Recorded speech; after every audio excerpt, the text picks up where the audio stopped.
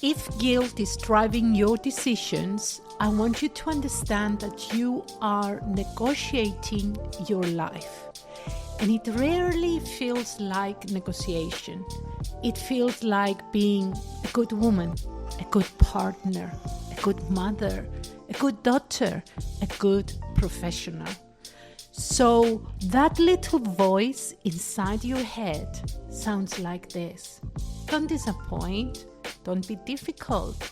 Don't be selfish. Be good.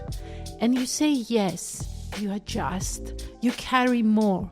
You over-explain. You swallow what you really want to say. And from the outside, it looks like strength.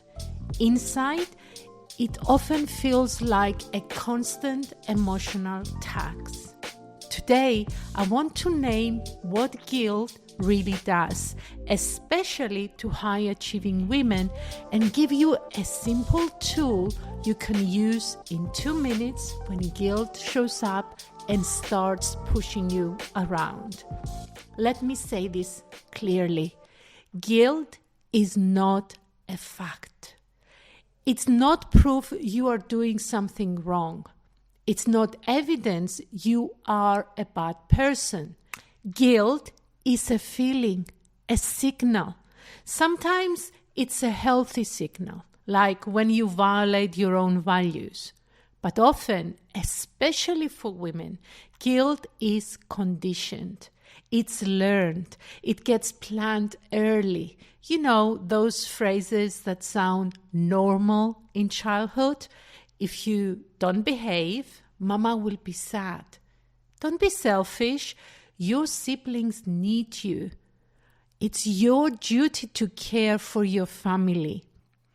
Harmless on the surface, but they teach a girl something deep.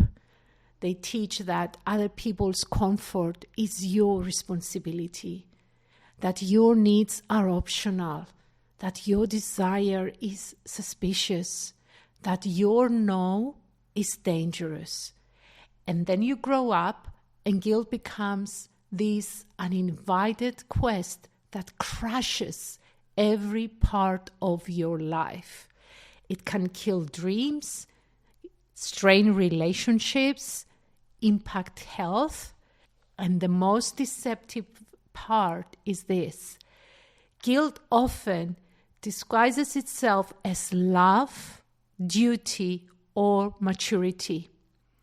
So let's name 3 ways guilt traps high-achieving women, the women who are capable, competent, and often admired, but privately exhausted. When guilt runs your life, you don't choose. What you do, you negotiate. Here are 3 ways that negotiation shows up. First trap, you overfunction to stay ahead of criticism. You do more than needed, so nobody can say you didn't. You anticipate problems before they become problems. You manage details nobody asked you to manage. You carry emotional load and logistics because it's easier than risking judgment. And what you want others to see is competence. But underneath all this, you are coming from fear. The fear that if I don't handle it, I will be judged. If I don't carry it, I will be blamed. If I don't keep things smooth, I will be seen as selfish. This is what the good girl conditioning often turns into an adult woman. You become the one who prevents discomfort at any cost. And the cost is steep.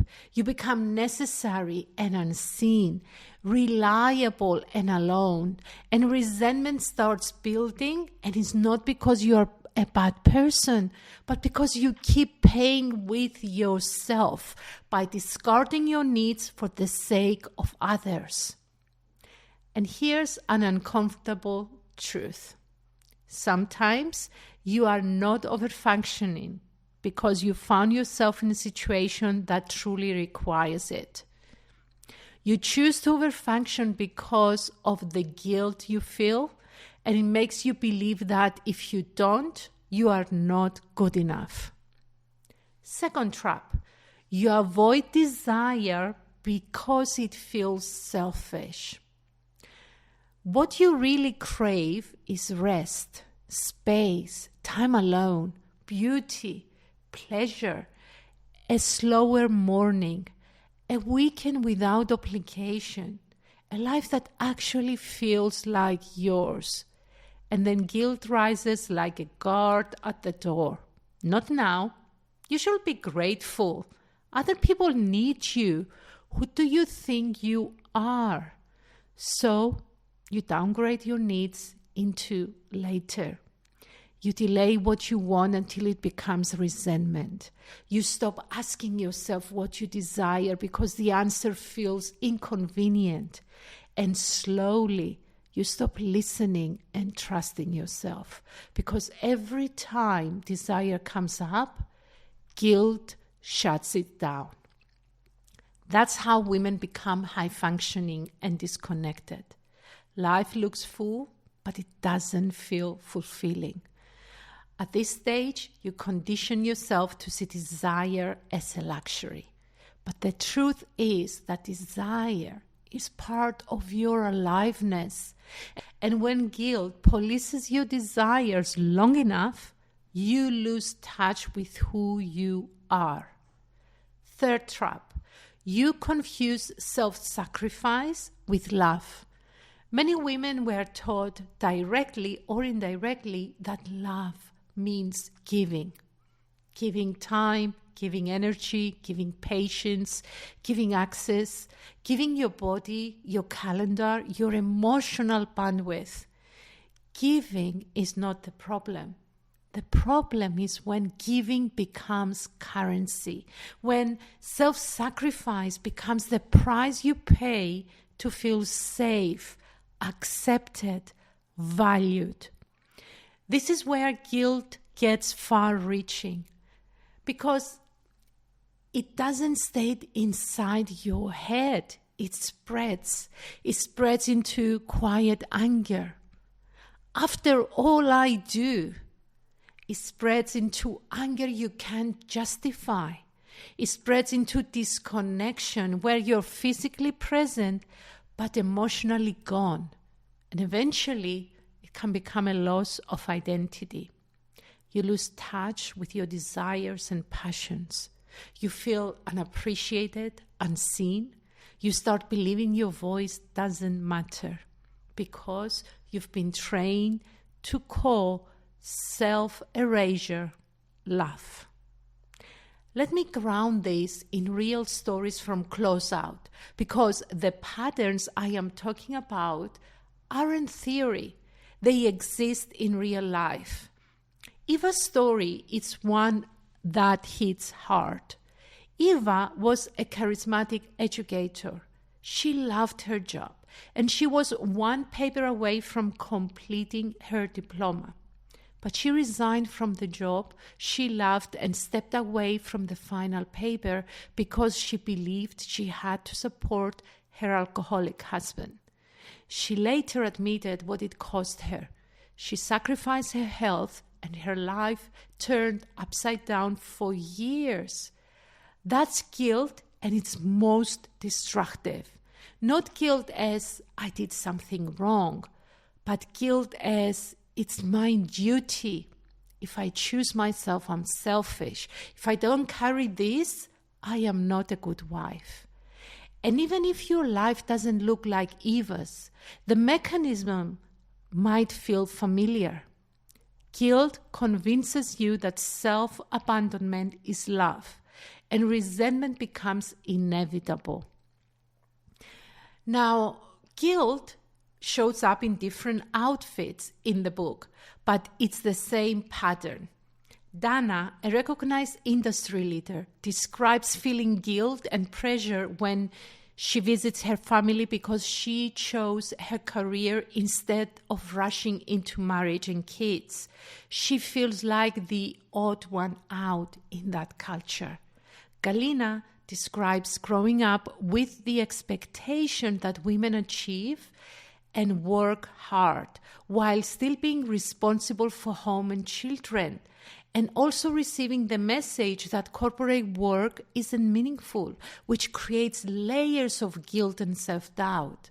And Lena, a successful entrepreneur and mother of 3, says she tried to be everything to everyone until she broke, and only then realized that caring for herself wasn't selfish, but it was necessary. Different stories, same emotional tax.